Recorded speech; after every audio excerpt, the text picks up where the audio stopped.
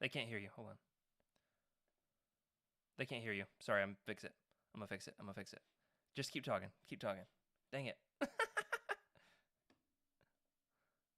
Hey, everybody, they can hear me. What's up? Hey, you can't hear Tyler, but you can hear me. I'm Jared. I'm on the show. I'm not Jacob. I'm running the show this week instead of him, and I'm going to fix his audio. And it's going to be great. You're going to love it. How's everybody doing tonight? Welcome to the Cosmic Force. They're never having me back on. This is not Legends Look Back, even though you can hear me. Hey, there you go. Now you can see me. I'm going to get that audio fixed for everybody. How are we doing tonight? Welcome to the show. It's going to be a great time. I'm going to go ahead and tell you now, while I try to troubleshoot this, that Naked Palpatine is going to make a guest appearance, so that's going to be fun. Naked Pal. There we go, they can hear you. And back over to Tyler. No, they can't hear you. Hold on, they still can't hear you. I got to add this to the audio group. Then it'll be fixed.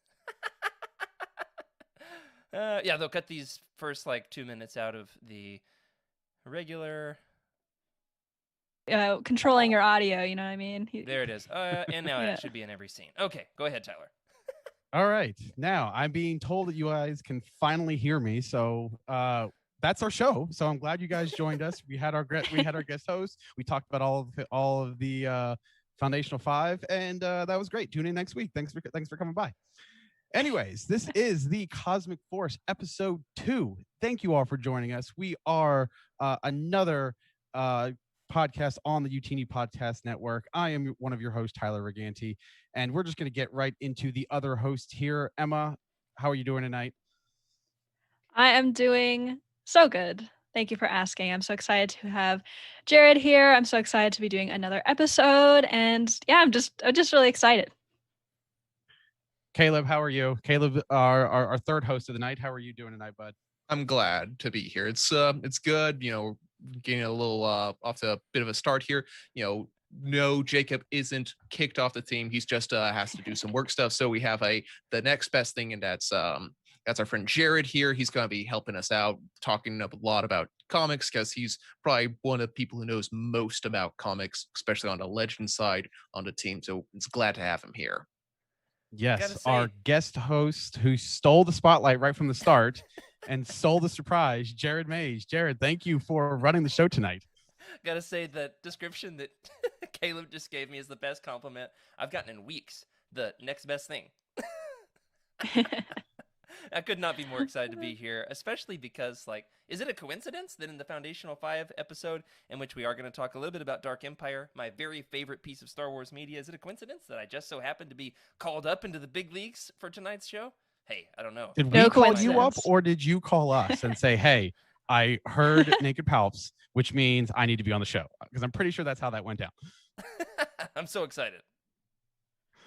All right. Well, as I said on the top of the show, we are a weekly podcast broadcasting live right here on youtube.com/Youtini every Wednesday night. Normally at 8 o'clock. We had to push it back to 8:30 tonight, but it will normally be on at 8 o'clock every Wednesday. If you can't join us live, that's okay.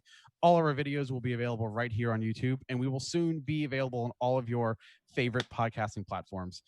We are a part of the Youtini Podcast Network, which is home to the Youtini family of shows created and produced by Youtini staff members that fulfill Youtini's overarching mission of guiding Star Wars fans through the Star Wars universe. For those who don't know, Youtini is a community of positive fans that share our love for the greater Star Wars universe. If you love Star Wars and you have been looking for a community of people to share that love with in a positive way, well, Chewie, you're home. You can find the link to our Discord server in the show notes and in the chat. We're approaching almost 1,000 members in our Discord, so we've got a lot of really awesome people in there. If you like what you see and you want to say thanks, head over to our Patreon channel at patreon.com/Youtini, where for as little as $5 a month, you can gain exclusive access to the entire Youtini podcasting network of shows, as well as exclusive merch and community involvement. So now that we've run through our nice little intro, we're going to go ahead, get into the show, and start off with our weekly pull list. And since Jacob's not here, that is going to get tossed over to Emma. Emma, what do we have available to us this week?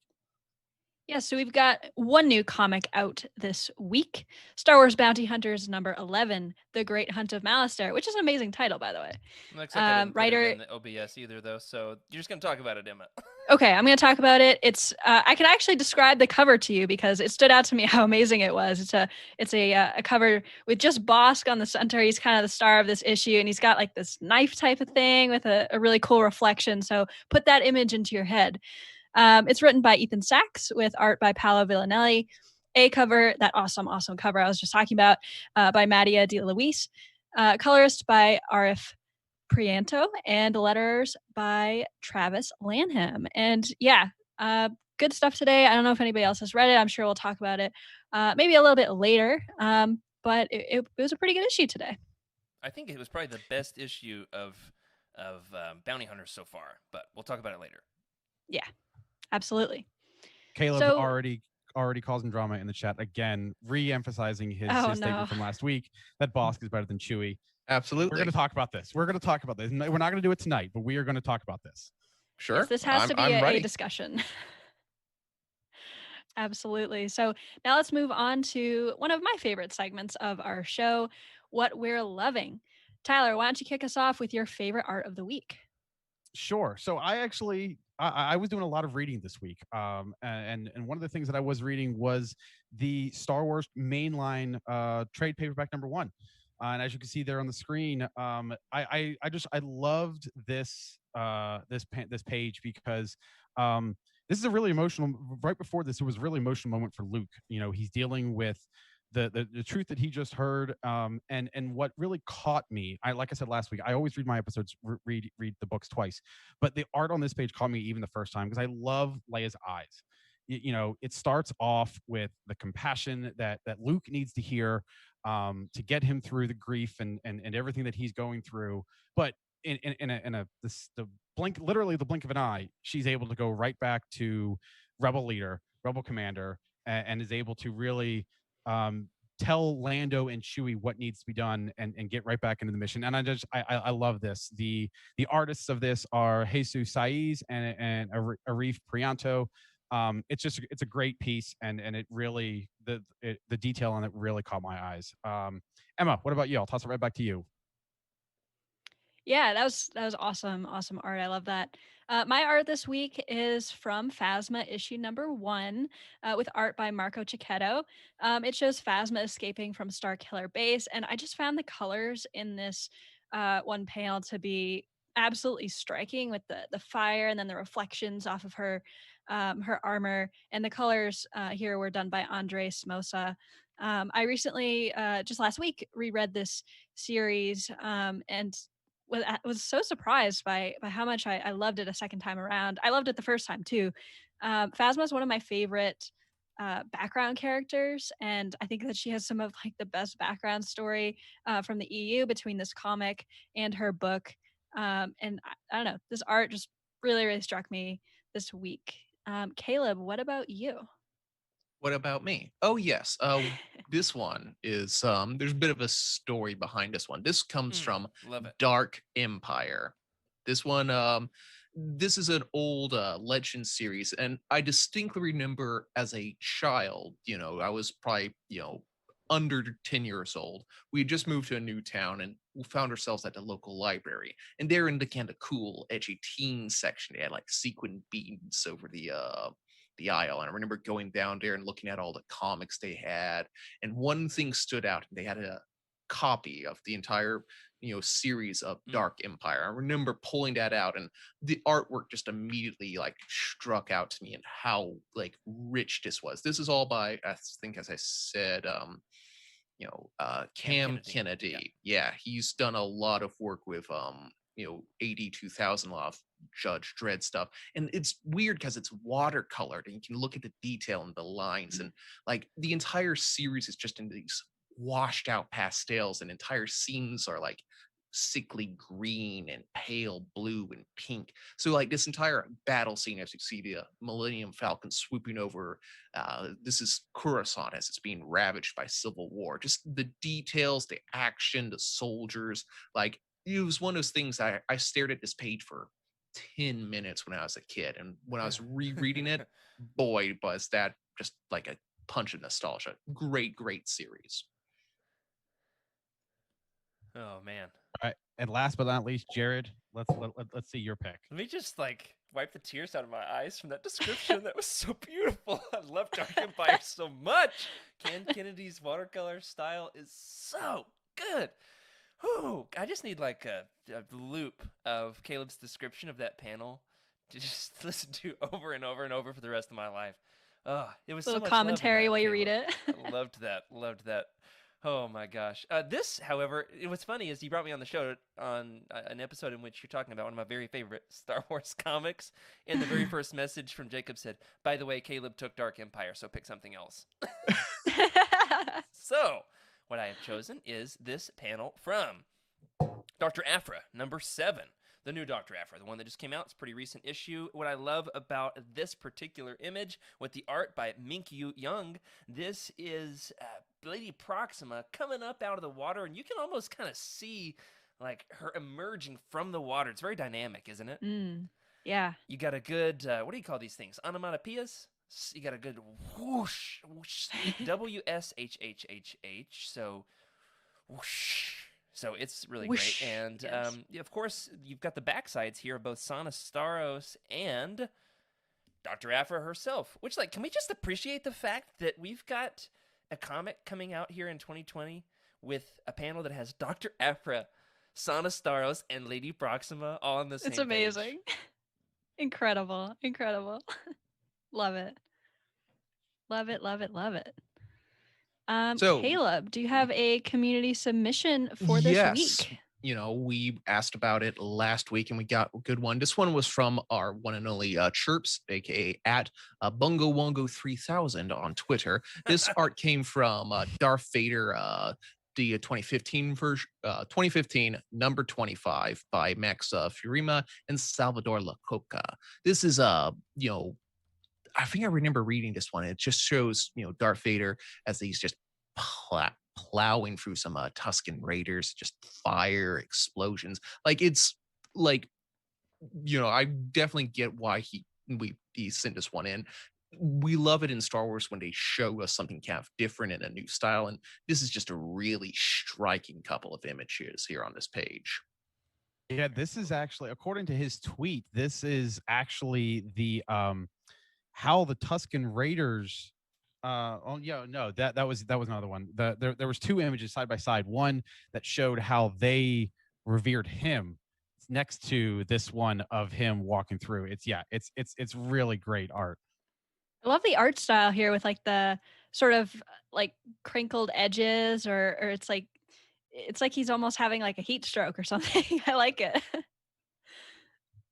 Yeah, like when they do a fun layout like this, anytime a comic does this, like I was just recently reading some Moon Knight where they did some fun things like that. There's a really fun series of Batman Court of Owls where they just really mess up with the layout of how a page is done. So anytime they do something weird with the boxing and the lettering and how the page flows, that always stands out. So this is a really good pick here, Chirp. So, you know, hit us up again. You know, if you keep up the streak, you can be here next week. But at the Cosmic Force Show, send us your favorite panels that you've been reading this week. Hit us up on the Discord at the Cosmic Force Show sub little group there. We want to know what you've been reading and what struck your eye. So that's, you know, how you can interact with us. We really love it when you reach out. So can I just say how much I love this segment? The fact that you guys have like the community chipping in with their favorite panels. It's so great. I love it. We love it too. We love hearing from everybody. I would say as long as they keep giving us submissions, we will keep featuring it. What did we get, guys? What did we get? I think we had a couple of tweets and I think 5 or 6 different panels that were submitted. We even had panels in the Discord that they were like, "This isn't my submission, but I still wanted to share this." Oh, absolutely. Yeah, there's a bunch of them. It was great. So yeah, no, reach out. We want to be here. We want to share the Star Wars comics experience with you. So that was the panels that we really enjoyed. But what about the stories? What have we been reading? Tyler, what have you been catching up with? I've been catching up on a lot. I was kind of ashamed that Emma was the only one who had read just about everything last week. So I did my best to get caught up in everything. I am now caught up on the mainline, Star Wars mainline. I am now caught up on Bounty Hunters, and I didn't read the one that came out today, but I've been caught up on that. I've caught up on the High Republic and High Republic Adventures. I have the issues for Darth Vader, but I can't find issue number 6 in physical copy. So that's where I'm stuck on that. And then while I was at my local comic book store, I was actually able to pick up the little mini series from last year, Target Vader, which featured Vader and Valance and Dengar. That was interesting. But I was very productive this week, and I really wanted to make sure I'm not caught up in everything. So I'm still coming for you, Emma. But I did my best to keep up with you. What How are many you what are comics you was reading? that? A lot. Yeah, that must have been a It lot was- of them. It was a Yeah. lot, yeah. So There were- when you say you were very productive, you mean you were very unproductive in other things. I can say, because I know that none of my coworkers are listening, watching this right now, that I was there might have been some time during the day, during the workday, that I needed to take a step away from the computer, and that 10 minutes might have turned into an hour and 10 minutes because I just got caught up in all this stuff. Did you like hide comic books inside like other books at work in order to like fake it as if you were reading? Because I definitely did that in my 6th grade science class. Well, luckily my office is a nice long trip right up the stairs from my bedroom, so I'm actually Oh, able okay, to yeah, work Pandemic here. life. And but yeah, pandemic life makes it real easy for me to just move my mouse every once in a while to make it seem like I'm still active, and I just pick up the next book and just keep on reading it. So yeah, it was a busy week for me. So I'm hoping by next week that I can get caught up on everything else that I'm not caught up on, and that way I can share in the glory that is Emma, and who was caught up on everything. So Emma, if there's anything that's left, what did you read last week? Well, last week I didn't really read anything. I was super busy with schoolwork, unless medical sociology counts. That textbook, I don't think that counts in here, but that's what I was reading. Yes, Major snores. But today I did read the new issue of Bounty Hunters number 11, like we were talking about earlier, by Ethan Sachs, with art by Paolo Villanelli. And like I was talking about earlier as well, with that awesome cover featuring Bossk by Mattia DeLuise. Really, really awesome stuff. I'm starting to enjoy the series a little bit more. I know that we had maybe some harsh words for it last week. But I think it's starting to find its stride with the upcoming Bounty Hunter War crossover series coming up. And I think it's starting to set up a really awesome story. And the premise of today's issue, which, like we said, it was called the Great Hunt of Malastare, I believe, was the title. And I love going back to planets that we've heard of before, like Malastare. So that was cool. And it's still picking up on stories that we've already seen from bounty hunters previously, but also building up to War of the Bounty Hunters. And I'm liking this connective tissue that we've got started here. So that was mine for this week. Caleb, how about you? What are you reading?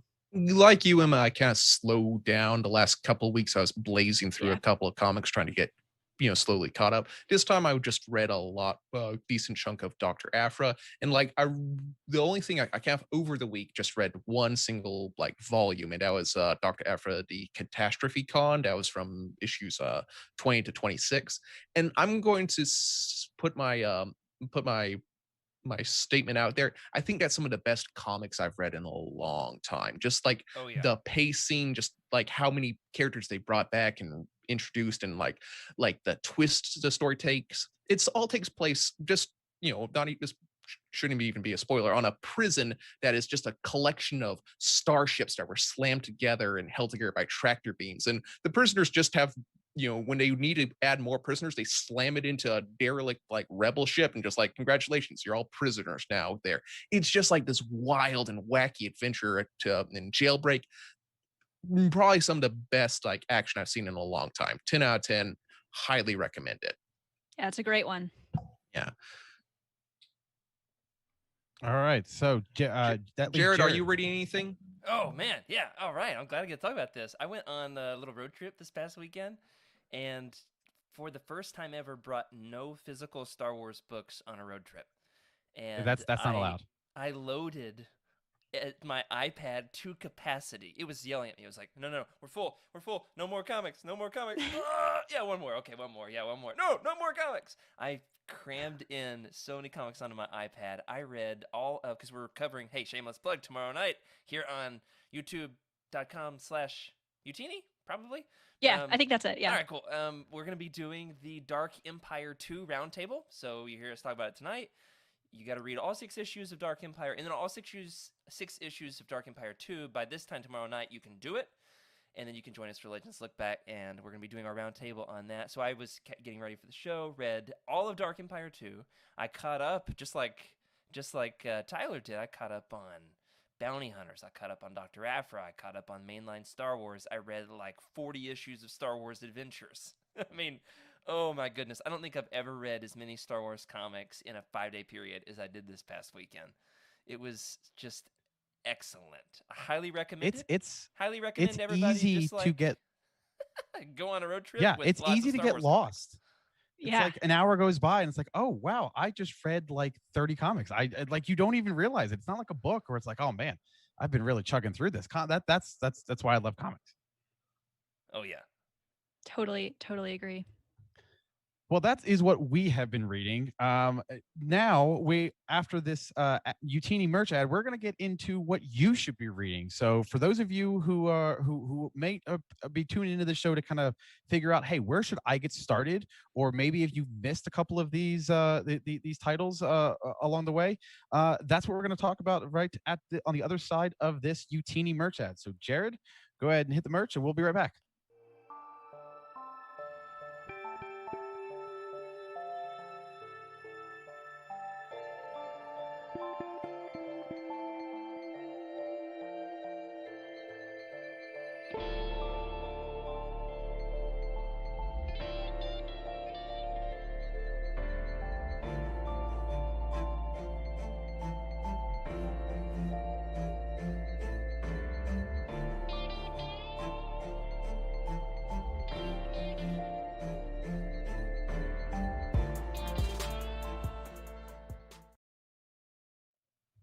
Go.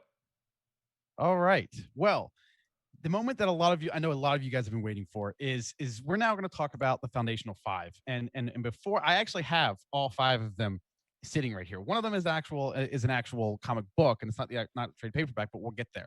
And before we get into this, I did want to take a moment and kind of let us all discuss what led us to think or to choose these titles, because Caleb, there was a selection process. There was an actual like voting and discussion and everything. You want to talk about that a little bit? Yeah, essentially we all kind of started by saying, okay, these are the comics we love and want to be in here, so we can't just put them all in the pile. Then we saw what had overlap and kind of, picked those ones and whatever, and from that overlap, then we sorted and counted them out, and that's how we got this foundational 5. Again, we aren't picking the best comics. We're not going out here and say these are the 10 out of 10 series. We are saying these are really good comics, that these are just solid stories, easy ways to get to really enjoy great comics, but they're also very accessible.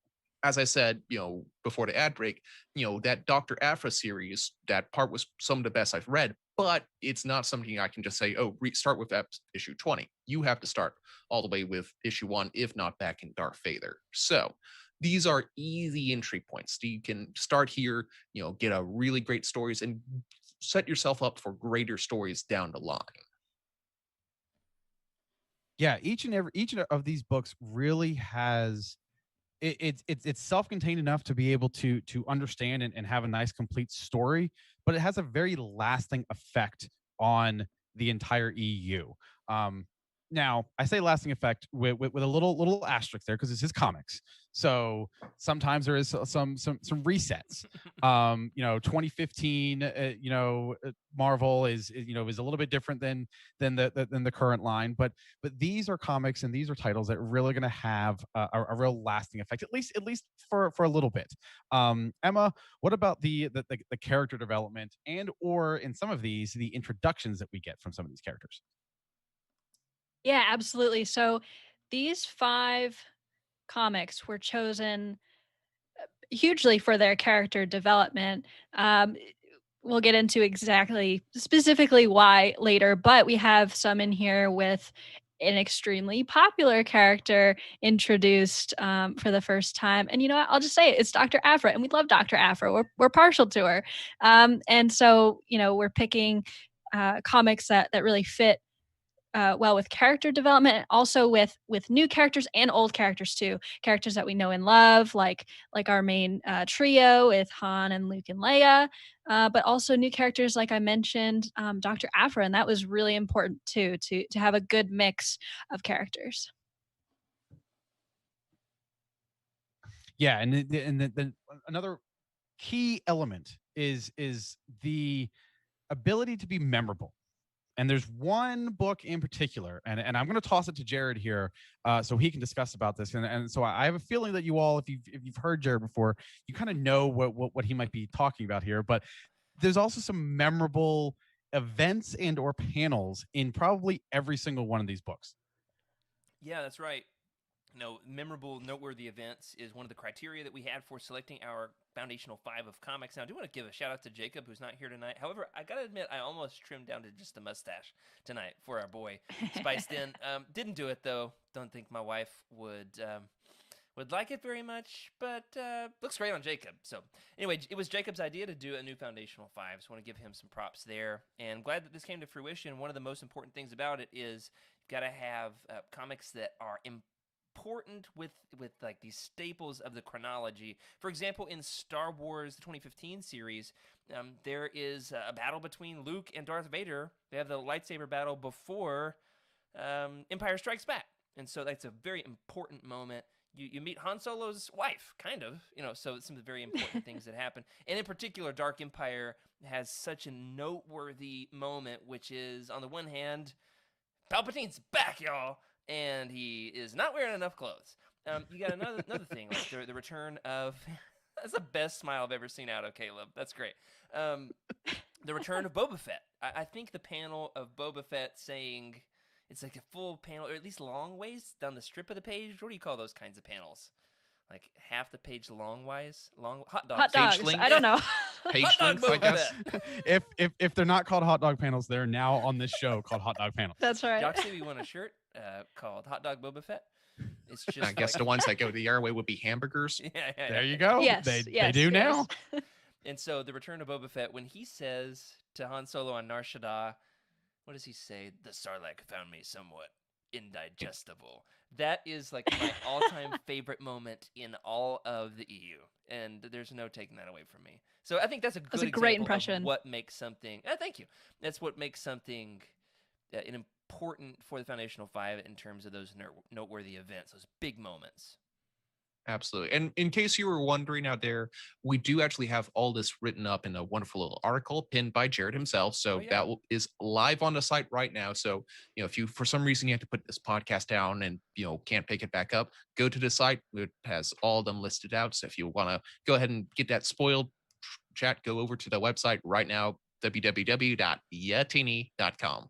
And it's got those affiliate links there, which gives us a little bit of kickback to the site to help, keep the show running with audio and everything. All right. And of course, with that article, I want to give a huge shout out. It was a team effort. I wrote it, but it was Jacob who helped me with the outline, helped me get rid of some of my bad ideas, put in some good ideas. Jacob, of course, was working hand in hand with me on that. And then both Meg and Michael helped in the editing and then getting it up on the site. So, a lot of us, and then you all voted. The whole comics team participated in choosing these. I don't know if there's ever been something on the site that was such a team effort as this article. Yeah, it was great All right, work, as always, Jared. And I'm happy to have a Foundational 5 for comics now. It's really cool. Yeah, thank you. So let's go ahead and get into these books. And I'm going to take the first one, and the first one is going to be the Star Wars 2015. Basically, the first trade paperback. I have this one, like I said. This is actually just the actual comic book, but this one was written by Jason Aaron, Karen Gilliand, and Greg Pak. The pencils are from the likes of John Cassidy, Stuart Immonen, Jorge Molina, Angel Unzueta, Salvador LaRocca, and Phil Noto. It ran from January 15th to November 2019, and that's for 75 issues. And the reason that I wanted to take this is this was the reason I got into comics back in 2015. I have a ton. If you see behind me, these are all my Legends books. I actually just bought. I shared a picture earlier today, and Jared was all over it. I just bought 5 more Legends novels. I almost have a complete set, but I've always had the novels, and I never got into comics. I was like, nope, my fandom, it's enough. It's right here. That's only the novels. Until Marvel bought until Disney bought Star Wars, until Disney bought Marvel, until Disney said we're going to re-release Star Wars comics, and I was like, well, damn.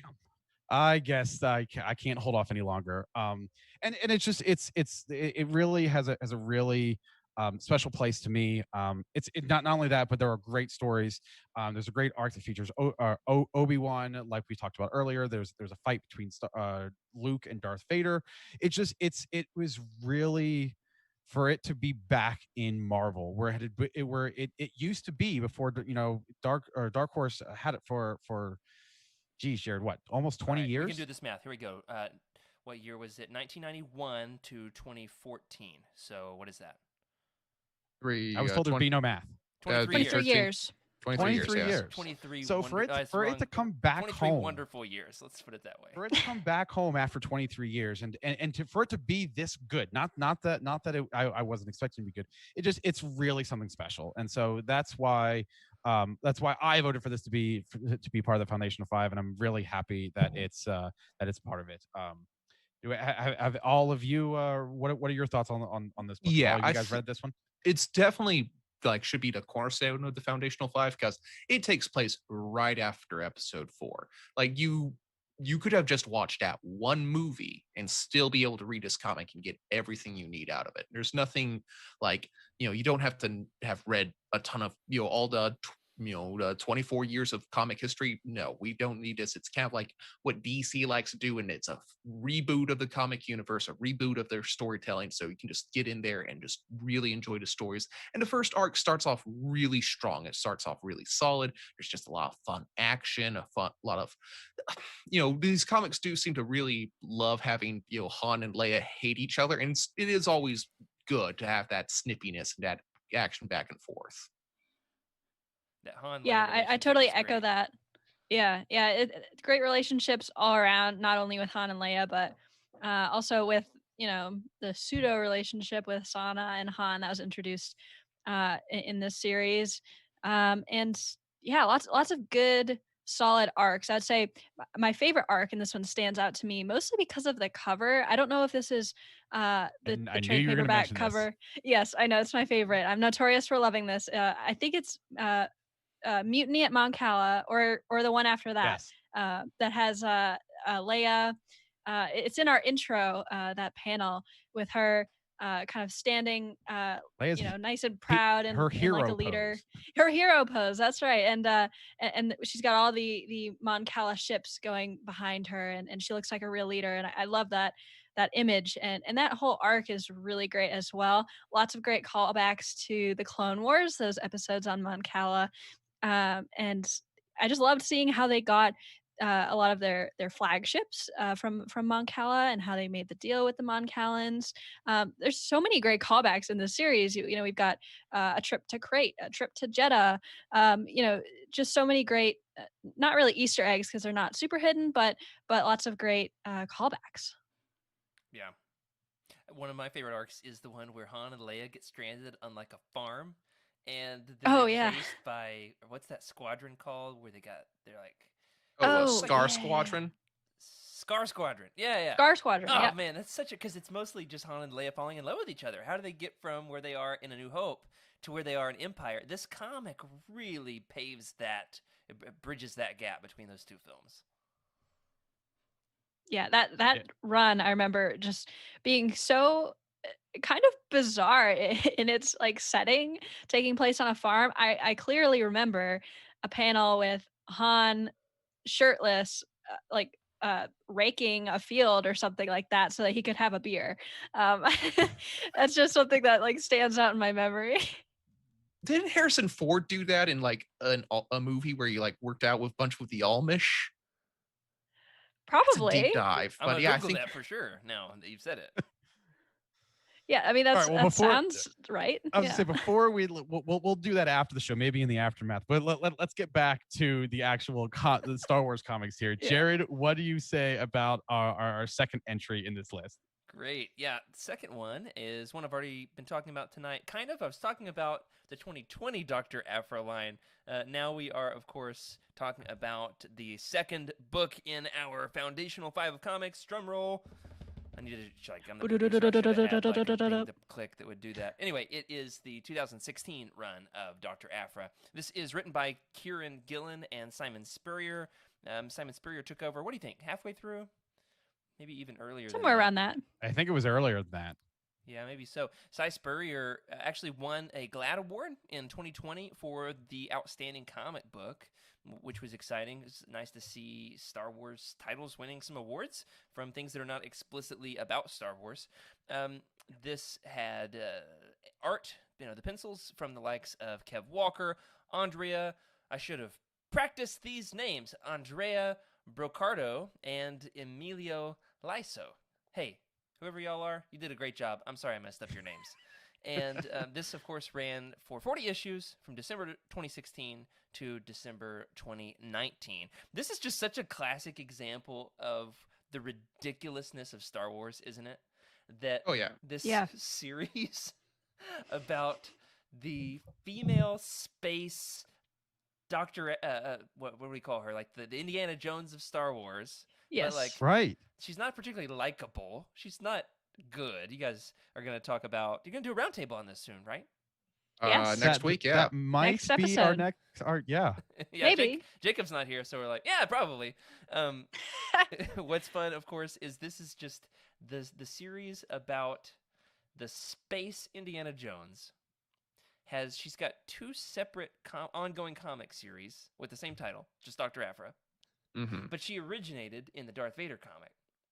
But now she has an audio drama recapping her story from the Darth Vader comic, a little bit from the mainline Star Wars. But now there's a script book about the audio drama, adapting her appearance from Darth Vader. But then she also has 2 if that's separate not ongoing meta. series. So are they eventually going to do a stage play based off the That seems like the script? logical next step. Yes. Oh man, a stage play. I would buy tickets for that for sure. I'd wear a mask, but I'd go. So great. This series has some amazing beats in it. What I love the most about it is I think you guys mentioned this last week, the part where she's on the run from 000 and he's got he's like running. I don't think you talked about this. He's running like a reality show and the whole planet is watching. Or maybe I it's remember the that, arc where yeah. there's a bomb strapped to them. They're chained together, and then he's got a bomb. There's a I'm bomb, about like, to inside read their this. I'm body. about to read Yeah. this So one. good.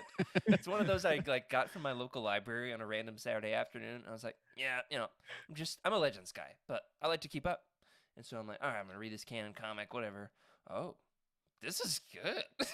That's how I feel about this. Even Legends people like it. That's an endorsement if I don't know what it is. Like, the whole thing about Dr. Aphra is she's obviously the evil version of our main cast. She's like the evil, Han Solo, Harrison Ford sort of type, but she also has her evil, droid companions who are just complete dark reflections of C-3PO and R2-D2. And like the horrible things they do is always just so entertaining to watch. Yeah. And the humor is it's spot on. Like the dry sarcasm that comes from her and the droids, it's great. That's my favorite part. Exactly. Like anyone who fondly remembers HK-47 from the KOTOR series, Right. like Who is HK-47? HK-47 is and 000 have the same DNA. They are like, he is a grand descendant of HK-47. They are the same sort of lineage and family there. So if you have fond memories of, having HK-47 subtly encourage you to murder people, you are going to love this series. And what I'll say about it, of course, I'm on the wrong slide here. I'll find it sooner or later. Where's Jacob? Jacob, we need you. Here we go. What I'll say about it is we just had a great comment from Be Nasty in the chat that Black Kristan is an evil Chewie. So there's another analog there, which is great. Of course, this runs in between A New Hope and The Empire Strikes Back. So this one takes place concurrently with mainline Star Wars and Kieran Gillen's run. No, this is after that, right? I don't think it ties in quite. It's the same time, like, between the movies, but it started a couple years after, like a year or so after the original, like Star Wars new series started. It's this new one, and this is where it gets so confusing. The new series is tying into the Bounty Hunters and Star Wars and Vader in this new crossover event. But I would say, for my money, in canon media, this is absolutely some of the top tier content that they've made in the last 5 years. Absolutely. And I would say, like, her popularity as a character in Star Wars is huge, considering just her only being in comics and in audio drama that adapts a comic, like we were saying before. Her popularity is immense. I mean, I think that the reason for bringing the audio drama in and adapting the comic is to bring her to people that don't read the comics, because she is such a great character, and a lot of people are missing out on seeing her awesome character development and her great character traits by not reading the comics. And the other thing is, too, I mean, if this is any measure of popularity, and trust me, I believe it is, Dr. Aphra, 000, and BT1 have Black Series figures. And I think that is the most amazing thing in the world. By the way, if anybody has a line on those Black Series figures for not a crazy astronomical price, hit me up. I'm looking for them. Oh, man. The collectors in the Youtini family. It's a whole subculture, yes. isn't it? We are all enablers. Sure. Yes, we are enablers, but I think that their popularity is growing, and I think the conversation happens a lot in our Discord and on Living Force and all sorts of places. Would we want Dr. Aphra in live action or in an animated show? And the answer is always absolutely. And it's fun to fan cast her. I think that they talked about that on the last Living Force episode. Who would they want to fan cast as Dr. Aphra? I think that'd be so much fun to see her in something like the Book of Boba Fett. That would be cool. She fits that vibe. She's interacted with Boba Fett before. And I think that'd be very interesting to see. And honestly, like Emily Wuzeller, who narrated, who played Aphra in the audio drama, would be perfect. She'd fit the look. And I would love to see her not only in comics, but somewhere else, because I want other people to enjoy her as much as we enjoy her. Absolutely. Yeah, I think if there's any takeaway from this, is Dr. Aphra is probably the apex of what the current Star Wars is capable of, and both in terms of storytelling, representation, just overall skill of like storytelling. This, you can hardly go wrong with that. Right. But if you want somebody a little bit more tied closely to the movies, we have another recommendation for you, and that goes continuing with our trend of the bad boys here. Emma, could you tell us a little bit about the Rise of Kylo Ren? Yes, I sure can. The Rise of Kylo Ren, I would say it's the comic series that kind of broke the Star Wars internet. Everybody was really excited for it. I know we all were. Even if you didn't read Star Wars comics at the time, you read The Rise of Kylo Ren, likely. And if you haven't, you should. It's amazing. It's written by Charles Soule, who we all know and love, especially if you read Star Wars books. Light of the Jedi, written by Charles Soule as well. Very prolific author in the Star Wars universe. And the art in this. Sorry, he's just also done a ton of Darth Vader. Yes, a ton of Darth Vader, and he's doing the current run of Star Wars, the 2020 series. Am I correct in that? I think he is. But yeah, tons of good stuff. Really great writer. Art by Will Sliney in this. It ran from December 2019 to March of 2020, and it was just 4 issues, so pretty recent comic. It follows Ben Solo after the events of the destruction of Luke's temple as he finds his new place in the Force and in the galaxy. We see a lot of cool events in this series. I think the thing that comes to mind is, before we get into the actual Kylo Ren stuff, because this is his comic, I just want to mention there's 2 High Republic Easter eggs in this, which I mean, Charles Soule and all the other writers of the High Republic, they were teasing this like way before we even knew it. We go to Elfrona, which is a planet in Light of the Jedi. Oh, We yeah. go there to a Jedi temple in this series, which is really cool to see. What was the second one? The I just lost Holocron my by Avar Chris. Yes, that's right. That's right. There's a holocron with Avar Chris in it. I knew there was two. I lost my train of thought. And so yeah, they were teasing the High Republic before we even knew it, and that made it even better. But talking about Kylo Ren, because this is his series, we get to see him go through kind of I believe it's been a little bit since I've read this, but I believe it picks up like straight away after the temple starts burning, and we can kind of see his emotions through that. I know that scene is kind of under a lot of questions a lot of times, like whose version of the story is the accurate one. Did Kylo mean to do this? We kind of get some more answers regarding that. And then we also get to see him just turn more and more to the dark side.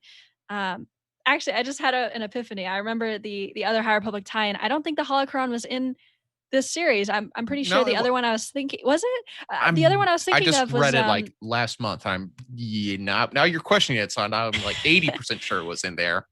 well, the second one I'm just remembering is the Amaxine station from Into the Dark is where Snoke was in this series. I'll have to check on this and tell you guys in the Discord if the holocron is in there or not, because I thought there was just two, but maybe there was three. I'll No, update it is. everybody in It in the is. Discord. I read it. Okay. I reread all of that series recently because I was looking for High Republic Easter eggs. I was like, I gotta give me some more High Republic. So I went back and read this thing and was like, oh, it was right there. Oh, well, it was right there. It was so Cool. I must have missed that. So That's rewarding. awesome. That's awesome. Okay, so there are 3 that we count High Republic Easter eggs. I know it's been a little bit since I've read this. Good call, everybody. So my favorite part of the series, and I'm interested to hear everybody else's favorite part in a second, but my favorite part is at the very end when we see Kylo Ren bleeding his lightsaber crystal and seeing him construct his lightsaber.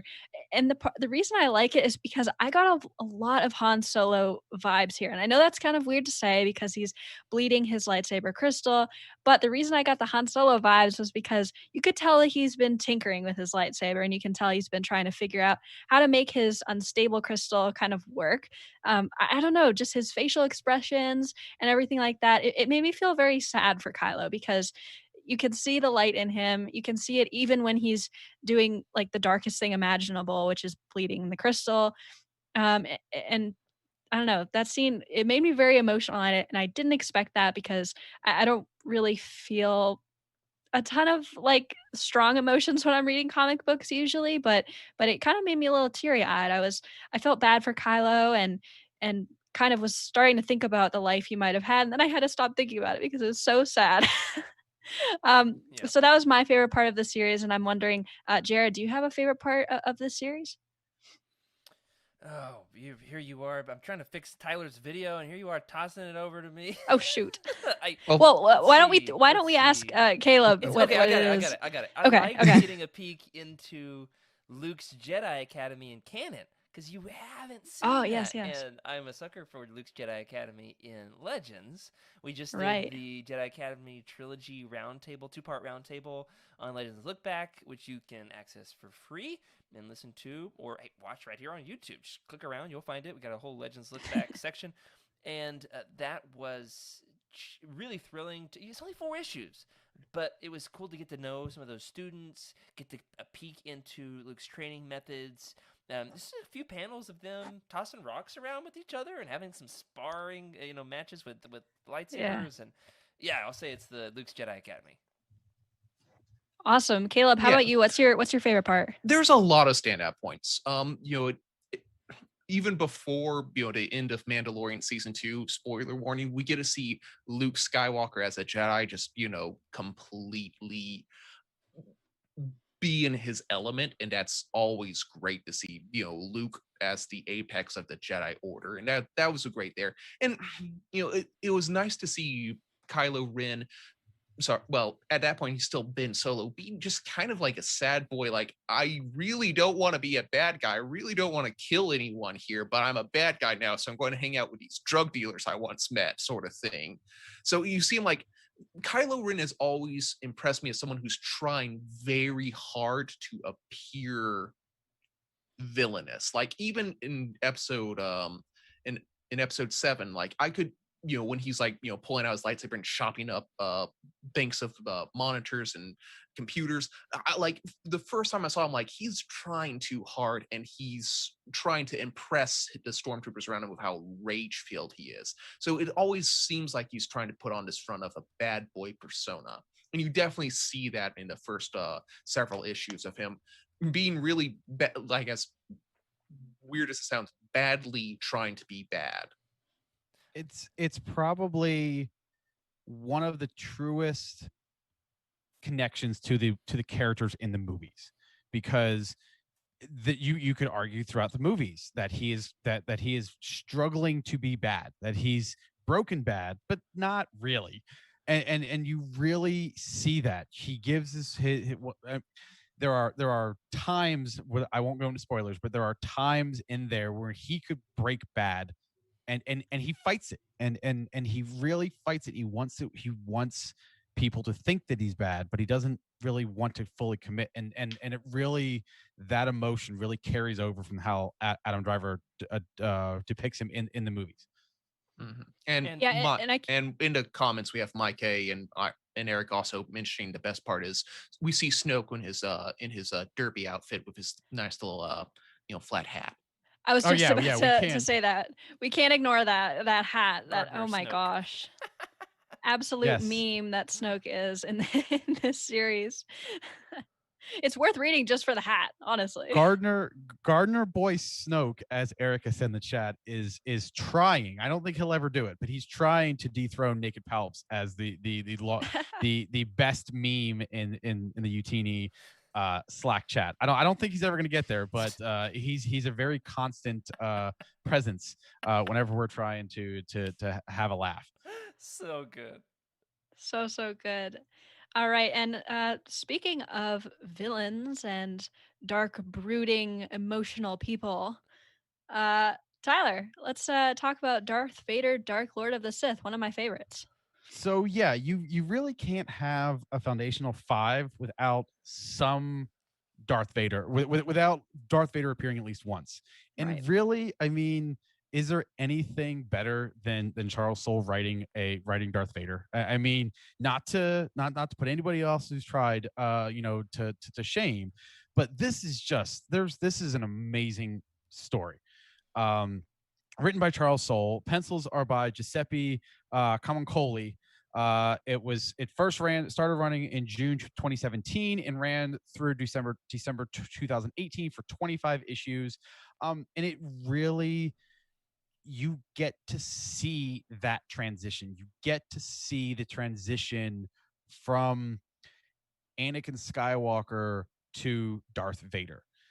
He doesn't, Palpatine is always the enabler.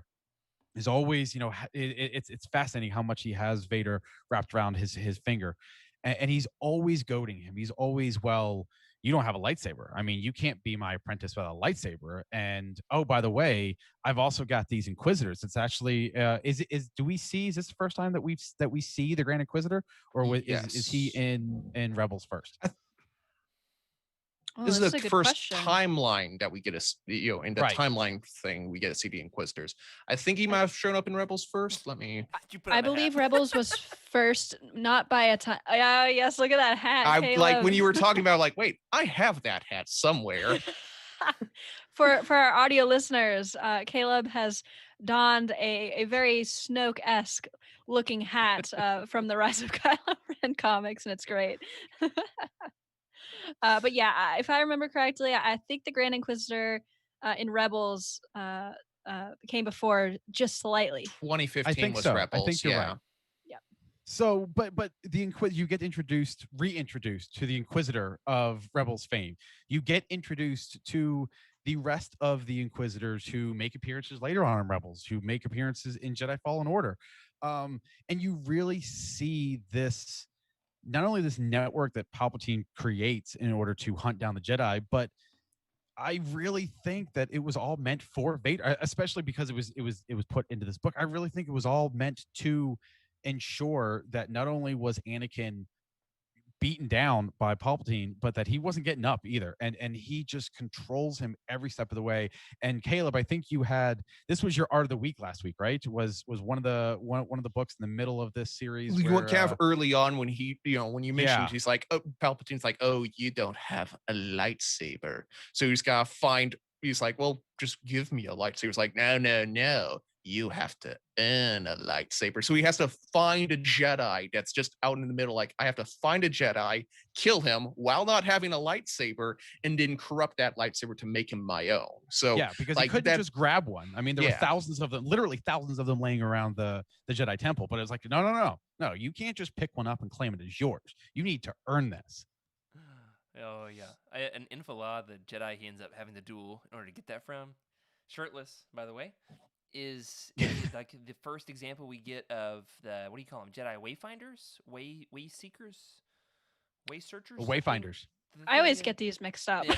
there's The like a thing- specific think- like the term starting with a B that they put him on, like some sort of certain exile he was out on. Oh yeah, he's got the Barash vow. That's what it is. There it is. Thank you, Yes. Caleb. He's a Jedi who's taken the Barash vow, which now we're exploring in the High Republic. And we didn't know that at the time, that they would eventually come back to that and flesh it out even more. But it's so cool. I absolutely love him. He's one of the best canon characters for my money. Yes, and so we've gone through four. We've gone through four of our five, and while all of these are canon, we couldn't have all five of them be canon. We had to have legends be represented, and not only do we have to have legends represented, we had to have probably the most infamous Legends comic book. I will go out on the limb and say, at least in my opinion, it's the most infamous Legends book. And Caleb, why don't you talk a little bit about Dark Empire? Why not? As I've already stated, like Dark Empire was like the first Star Wars comic I read, and I had no idea what I was getting into, but my lord, was it cool. I said it had these weird, awesome, watercolor splash pages of huge action, wild color palettes. It also reintroduced Boba Fett. It had Darth Vader coming back, but not quite. It was actually Luke Skywalker in his armor. So you gotta see these like really chunky character designs and like wild things. This was all done by Tom Vetch, who is the writer, and pencils by Cam Kennedy, who I mentioned earlier. And just it follows this wild story of like it's not called Dark Empire for no reason. It follows Luke's like almost corruption to the dark side as he decides to try to follow Palpatine one more time as he Palpatine's back somehow. He's returned, and he just like in the first wild time. the first time, yes, the first time in canon that's now no longer canon. It's a good story. Like it's like when I read through it, I'm like, wow, that was really fast. Like they went through a lot of story and a lot of beats really quickly. But then I thought, this is probably more like, a movie sort of thing. Like you could almost turn that entire thing into a screenplay and it'd feel like a Star Wars movie, the way the action flows and the way the action moves. So no, and it's really important. There's a lot of very important things, and in just 6 issues, so it's a quick read. There's a sequel, Dark Empire 2, and then there's a sequel to the sequel, Empire's End. Just had to mess up with the whole naming trilogy there. Star Wars, brief aside, Star Wars had a lot of weird things. Remember Dark Forces, and then they did Dark Forces 2 Jedi Order, Yeah. and then it did Jedi Order 2 Outcast, and then Jedi Outcast 2 like what yeah. You're Anyway. even mentioning the fact that there's an expansion onto Dark Forces 2. Oh my It's gosh. Mysteries of the Sith. I actually Yes. have got to show off my hardcover of the Dark Empire trilogy. This sucker Beautiful. has become quite rare. My wife, when we were dating, bought this for me, and when I was doing my study abroad in college, she mailed it across the world to Zambia. And That's Wow. as it awesome. came in the mail, I That's was- love right there. I was like, yep. I bought a ring as soon as I got back. As soon as I got back, seriously. And I was like, as soon as it came in the mail, I was like, all right, y'all, do the Africa thing. I'm be in the room for a weekend reading Dark Empire. There you And go. you know, you there mentioned you it being go. cinematic. That's actually one of the things that Tom Beach was going for. I have to find this thread. There was an interview where he and Timothy Zahn went at it, and they talked about what they hated about each other's work. And so, Because that one and Heir to the Empire came Right, out yeah. pretty much the same time, yeah, right? they were being And it rich. Yeah, came right, out both in and they had 1991. the same like time frame, like 6 years Yes. after the movies. Right. And And I remember like they didn't talk to each other while they were writing these books, and that was right. Is it, Jared? I think I think we've said that before. what was that? I don't. Even though there's so much similarity between those two books, they didn't collaborate, right? No. In fact, they not only didn't collaborate, they it was like animosity. First of all, you're dealing with an age, 1990 is this being written, that how are you going to collaborate? A long distance phone call? Right. Those suckers are expensive. You got 35 cents Call a minute. collect. That's right. And these guys, like, they did not have the same vision for what they wanted to accomplish. They're being contracted by different publishers. Tom Veitch originally was signed on to write this for Marvel, and then Marvel lost the license. And so then, he's in direct competition with Timothy Zahn. They actually, I'll find this post, I'll put it in the Discord channel, kind of go at it about the stuff they hated about each other's work. So it's Dark Empire versus Heir to the Empire. And one of the things that Tom Veitch says he didn't like about Heir to the Empire, he says it wasn't very cinematic. Just goes to show, like, he really is trying to make this feel like a Star Wars movie. And for me, Yeah. it does. And after rereading Heir to the Empire, that whole trilogy, there is an entire like point where where our main characters spend 3 weeks hiking through woods. So Veitch had a point. Yeah, and I am putting in the chat, if I can get it to populate as a link, I'm trying here. We did a whole episode of Legends Look Back all about Dark Empire about a year ago. So Dark Empire, Legends Look Back episode 12 is our Dark Empire roundtable if you want more on that. And I think the most ironic part about their little throwdown, for lack of a better term, is here we are 30 years later. Thrawn is alive and well. We have Palpatine coming back. That's right. Wasn't as naked as he was in Dark Empire, but they're, even though it's not canon, their stories, their characters, their themes, all have been represented, and I think that just is a testament to the importance of what they did for the expanded universe. I mean, they're really the creators of. I mean, I could very easily make an argument, and we've had this discussion before, both in the Discord and in the Slack. Without these two writers, I don't know if the expanded universe is what it is today. No, absolutely. I mean, Heir to this Dark Empire here is the first canonical reference like that where he created holocrons, and that's such a massive part of the Star Wars canon, and he just kind of invented it as a in this series, so we get to see the first copy of this. So there's a lot of like really deep dive sort of things you can pick through there. His world building is excellent, as is Zahn's. They were so clearly like, this is my shot to write Star Wars. I'm gonna swing for it. And he does not pull any punches. It's cool. It's cool is what it is. You talk about discovering it in the teen section. It's edgy. It's edgy. It does every single line hold up 30 years later? This is the 30th anniversary.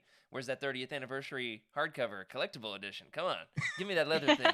But I'm saying that it's been 30 years. Not everything holds up. But back then, it was cool. Boba Fett's back. Awesome. And so you got to kind of put yourself into that mindset to read it. And what's cool about this, of course, is it is kickstarting the Legends side of comics. So, Heir to the Empire being the seminal canon novel that kickstarted the EU on that side. With comics, this was the first thing the Dark Horse put out, shortly followed by Tales of the Jedi, and then Rogue Squadron, I think, were the first two after this. But this is the start of Legends comics, unless we count the old school Marvel comics with Jackson, but that's a conversation for another day, isn't it? Exactly. Like So- one. Oh, go ahead, Emma. I'll let you take it, Caleb, because my question was going to be more of an overarching type thing. Okay, just real quick, one thing that, as we've already touched on, one thing I love about Star Wars and comics and media and all like that is it's just so different looking, and like you can be immediately attracted to the artwork because the characters, this might sound like a knock, they don't look like the actors. Like they look like chunky, they look gruff and rough and have weird colorations. We haven't seen anything like take such a weird aesthetic choice in the Star Wars universe. The only one who's come close to this has been Lego Star Wars. Let's be honest. That's a good point. Yeah. Cam Kennedy's art is so divisive. A lot of people hate Dark Empire proportionately to how much I love it. But like, regardless of what your take on it ends up being, it's important among Star Wars comics. And I would say I cannot think of any Star Wars art that I like more than Cam Kennedy's art. I don't want it in every Star Wars comic, don't get me wrong, but it is so extremely iconic. So, Jared, I'm wondering, coming from the perspective of someone who, you're going to hate this, but I've never read any Legends comics. It's fine. You'll get there. You'll get there. Yeah, I will. So, coming from my perspective, I'm kind of sitting here wondering, did Dark Empire make our foundational 5 because it's a good place to start if you're getting into Legends comics, or would you have a different recommendation? It is good for that. It's not necessarily representative of all Legends comics, though. Mm-hmm. It's good because you don't have to have read anything else to read this. You watch Return of the Jedi, you go straight into this, and you're like, oh man, the galaxy is not doing so great after that Ewok party. They partied way too hard.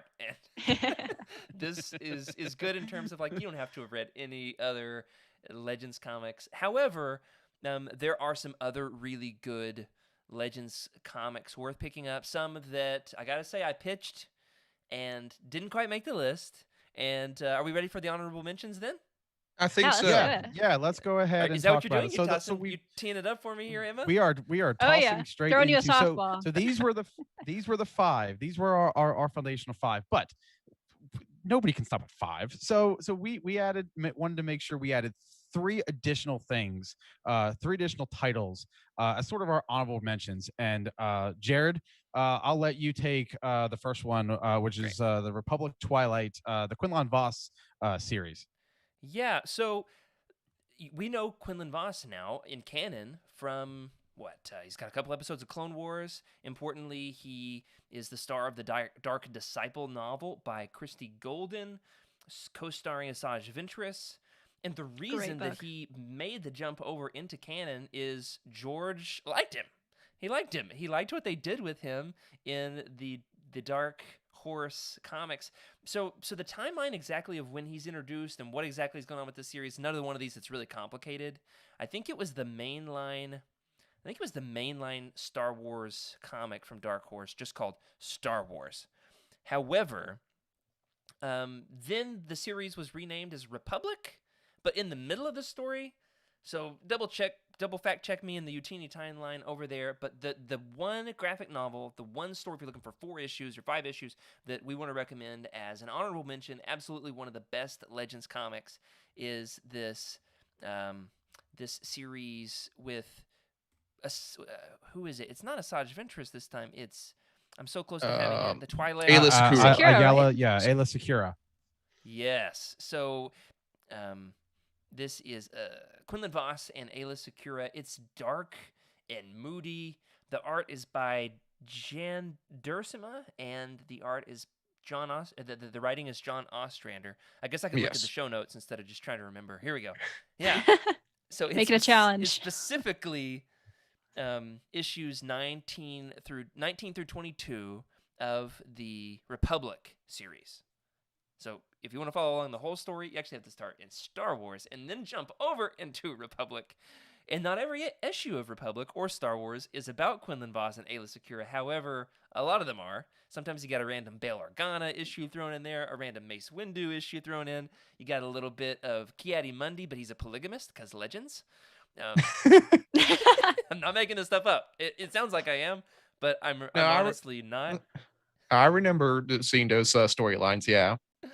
And this is great because it's dark and it's broody and it's like very much early to mid 2000s Legends comics.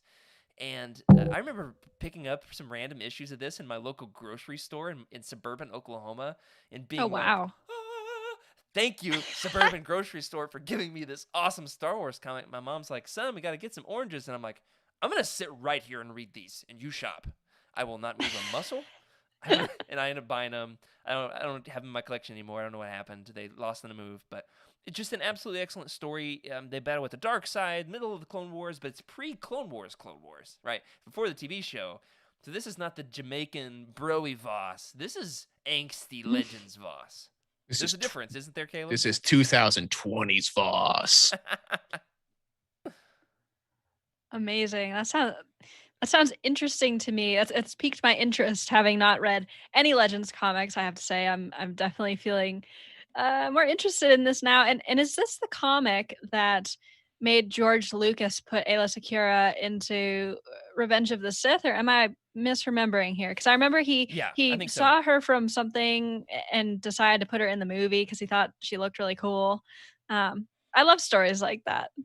And I will say that Mike makes a great point in the chat that most of this is collected in the Clone Wars Epic collections. There's 3 or 4 of those.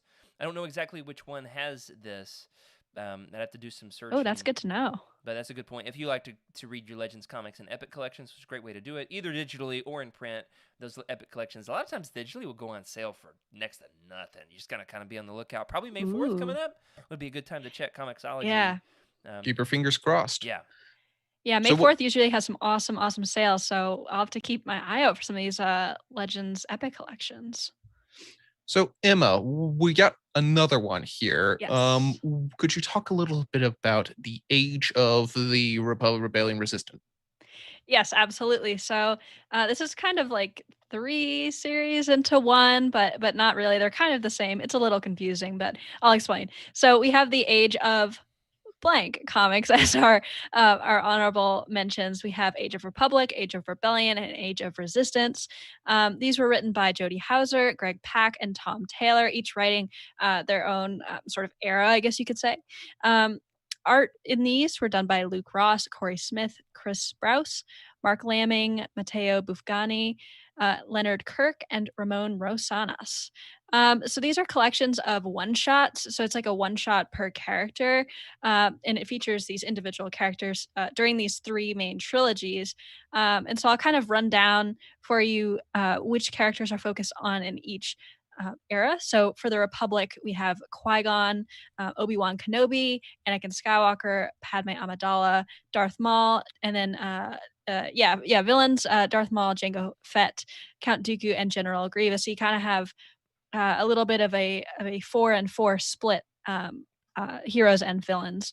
And then the Rebellion, we have Leia, Han, Lando, Luke, and then the villains, we have Tarkin, Boba, Jabba, and Vader. And then the Resistance, we have Finn, Poe, Rose, Rey, Phasma, Hux, Snoke, and Kylo. And so all of these are really great standalone stories. And I think I was like the only one sort of pulling for these in the voting to make it into our foundational 5. And the reason that I like these for beginners is because you don't have to have any prior knowledge of anything in the books to read these, except, just watch the movies, which, I mean, we all have, right? So that's why I really like these series. I wouldn't say that they're super consequential to the story as a whole. However, I would say that it's cool to see someone like Qui-Gon Jinn again. And obviously, we have Master and Apprentice before the Phantom Menace, but this is a great way to get more Qui-Gon content if you like Qui-Gon Jinn. And yeah, overall, they're just some great stories that aren't super consequential yet are very fun to read. Emma, can I Do you guys ask have you a favorite? I was gonna ask you the same thing. Oh, you're gonna ask me that?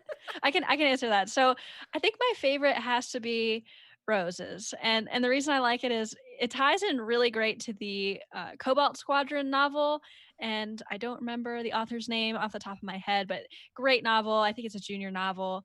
I liked seeing Rose with Paige on their home world, kind of seeing them join the rebellion, and how Leia would she comforted them after their planet got taken over and they joined the Resistance. I don't know. There was a lot of good things about that comic. I liked seeing some a more, not that we'd never see Leia be compassionate, but I liked seeing the ultra compassionate General Leia as opposed to Princess Leia. And I mean, they were all really good, but if I had to pick a favorite, it'd be Rose. But Jared, do you have a favorite?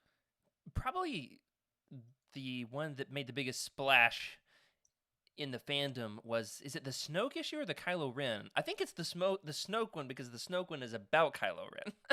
Right. More than it's about Snoke. He takes him Yeah. to, can I even say it? It's kind of spoilery. It's he takes him to a Spoiler very- warning, 30 seconds. Mute for 30 seconds. Snoke takes Kylo Ren to train on Dagobah. Yes. And Yes. Kylo Ren freaking blows it up. He explodes Dagobah, or at least the Force Cave. It's so Yes. cool. There's some great legend stuff on Dagobah, and so it was really satisfying to see that. Oh, I'm gonna have to reread that maybe tonight. I mean, that one. That's is a so great good. pick. That's the cool thing about these. Like 15 minutes, you can read one of these. Right. Right. Yeah. I love that about this series, which is another reason why I think it's in our honorable mention. It's just so easy to read. If you're new to comics and you want to take it slow, super easy to just sort of pick one up and then put it down. It's not a series. You don't have to remember what happened or whatever. Caleb, do you have a favorite in this series? If I said anything, it would be a lie. I have not read these series yet. That's okay. Didn't they That's cover this all on right. Conja Book Club? I think they covered if I'm remembering correctly, they covered the Republic, and I think they're going to cover the Rebellion over the summer. Yeah. Cool. It's great. Tyler, do you have a favorite? Unfortunately, I also have not had a chance to read any of these. I've been getting caught up on all the canon stuff. So Gotcha. these are definitely on my list. You've definitely sold me Good, that's the previously goal. and especially tonight. So I'm definitely going to, because some of these were actually at my local comic store the last time I was in there buying everything for that's current. So I will be sure to pick those up, and hopefully by the next time we meet, I will be able to tell you I've read at least one of them. Amazing. So, we've got last up on one- our go ahead, Tyler. Yeah, I would say we've got one last honorable mention, and that is Tales of the Jedi, another legend comic. Caleb, what do you have to say about this one? Well, it's very neat. It's written by Tom Veitch, who did the Dark Empire, and Kevin J. Anderson. And it doesn't have Cam Kennedy. Instead, it has Christian Gossett, Jan Johnson, David Roach, Tony Atkins, Art Weatherhall, Dario Castillo Jr. They're all the pencilers and artists and did some great work with it. And this was kind of what he did after Dark Empire. It ran from 96 to 98 for about 35 issues. And this is kind of cool because it's the start of the far Legends timeline. Kind of a lot of the Knights of the Old Republic, like 5,000 BBY. So, it allowed them to pretty much do the Star Wars thing of what we're going to do? We're going to take all this story and, interesting things we have here, but we're going to ignore all that, just take the technology and the themes and just start our own timeline over here, and we can do whatever we want with it, and there's no restrictions about, well, it's not what happened in the movies. So they could just go crazy, and they had some wild artwork, wild stuff here. It's just some crazy stuff. And it, as if I remember correctly, it doesn't really tie into the games, the Knights of the Old Republic, or the comic series at all. Well, I actually disagree. I just remember it was very different. Because it's very different for sure. But who is it? Drew Karpyshyn, who wrote the Darth Bane books. He did the story on that. He really did his homework in Legends, which I appreciated, his EU homework. And there's so much of those comics referenced in KOTOR. And so any kind of dialogue where they're like, hey, what's going on over here on this planet? And they're always like, have you ever heard the story of Exar Kun? Except for it's coming out of the mouths of the Ithorians. Yeah. So it's heavily based on the lore of these comics. It's not necessary that you read them because they summarize it in the game itself, but the entire foundation, I would say, for all of the Old Republic, the KOTOR story, really goes back here to 1991 with Tales of the Jedi. And, man, the storyline, the character development with Ulit Keldrama, I think is one of the best in all of Legends, where he starts and where he ends up in the middle, and then they eventually come back years later to like one last like victory lap of Tales of the Jedi. They did Tales of the Jedi Redemption, and it's so good. We actually did. I was looking for it, can't find the link. We did a roundtable on Tales of the Jedi on Legends Look Back, so that would be worth checking out if this is interesting to you.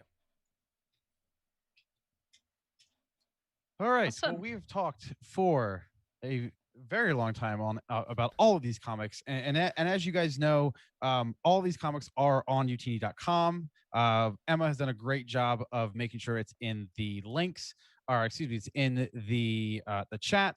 Before we finish, any final comment? I want to go around the room and kind of give everybody one final chance to kind of either talk about something that we talked about in one of these books, or maybe throw one additional honorable mention in there.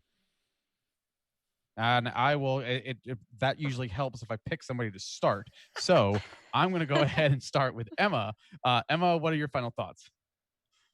Yeah, so just an overarching thought. All of these books are great, and if you haven't read any of them, I highly recommend them. I mean, I can't speak for the Legends one. I haven't read the Legends ones yet, but I think if this conversation has taught me anything, is that I should start to read some Legends comics. That would be helpful. And yeah, that's all I got. Really, I've really enjoyed this conversation. Check out the written guide that Jared did. It's amazing. Oh yeah, yeah, that's right. And I'm Give us I'm those glad that we clicks. have a foundational 5. Yeah, clicks. Get the clicks. Yes, we need those clicks. Jared, what about you?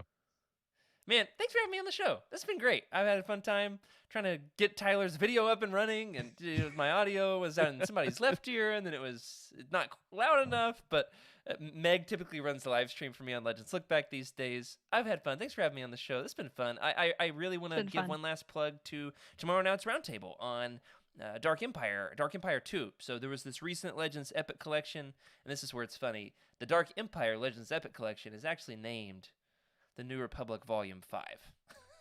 That's not confusing at It all. couldn't just be called Dark Empire. And so we're going to be basically covering that Legends Epic Collection on tomorrow night's roundtable, and I'm very excited for it. We are going to play some clips from the Dark Empire 2 audio drama, which I'm betting most of you didn't know existed. So if you want a taste of that, we've got it tomorrow night. And of course, once you have gone and read all the Foundational 5, you can catch up on what we've got going on over there for your Legends comics content. Caleb, you look like you're deep in research mode over there. Yeah. What do you got going on over there? On a few physical ones I had, and this is a freebie. This is our another recommendation. Should have been on the Foundational 5. Lando I know where you're 2015. going. Lando I knew you were gonna say that. 2015 is written by Charles Soule. It's just a wonderful little heist in a novel. It's just a quick 6 session. You got some fun stuff with Lando. He just does Lando-y things about lying to you, to the reader all the time. Amazing stuff. I think Lando is a great way. If you love the character, or if you like seeing different genres in Star Wars of the heist movie, this is a great place to start. So that's my last little plug there. Is Lando should also be read when you get a chance. Lando has really grown on me. I remember I don't have that trade paperback, but I have those individual issues, and I remember reading that. But he's also featured pretty heavily in the main line right now, and I really like the way that he's portrayed. Plus, I just read The Empire Strikes Back from a certain point of view, so I've been getting a lot of Lando in recently, and I have to say I'm starting to appreciate him a lot more than I used to. That's a good All one, right. for So sure. I'm not going to add any more. We've now up 10 different Foundational books. 30. What I'm going to do is I'm going to encourage you, just like Mike said in the chat, I'm going to encourage you to pick up the 2016 Afra and trade paperback, because that is going to be our roundtable next week. There you go. Our very first roundtable will be on Dr. Afra #1.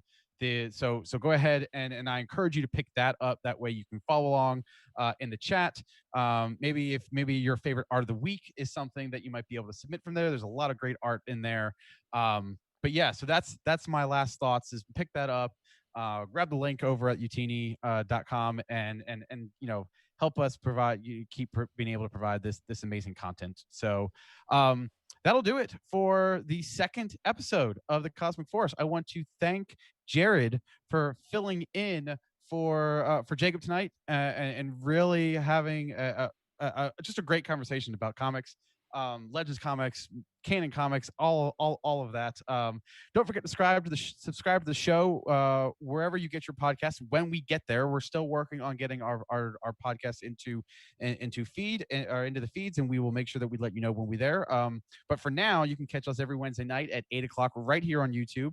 Be sure to subscribe to the Youtini.com or Youtini YouTube channel, and also make sure you turn on notifications so that way when we go live or when Jared goes live on Legends Look Back tomorrow, you get a little notification. You can join in on the fun of that, and especially the Living Force on Monday nights.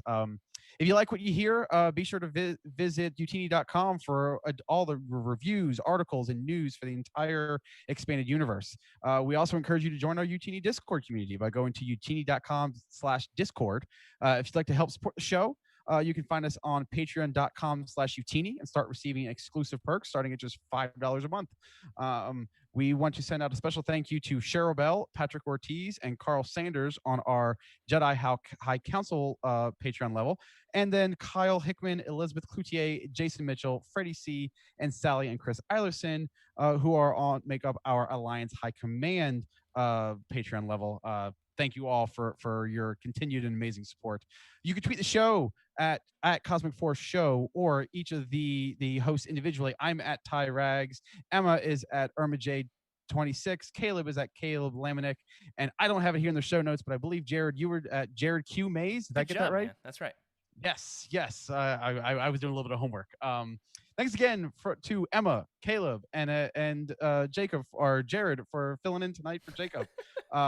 Special thanks to all of you guys for joining us tonight. And we'll see you next week. And as always, may the Force be with you.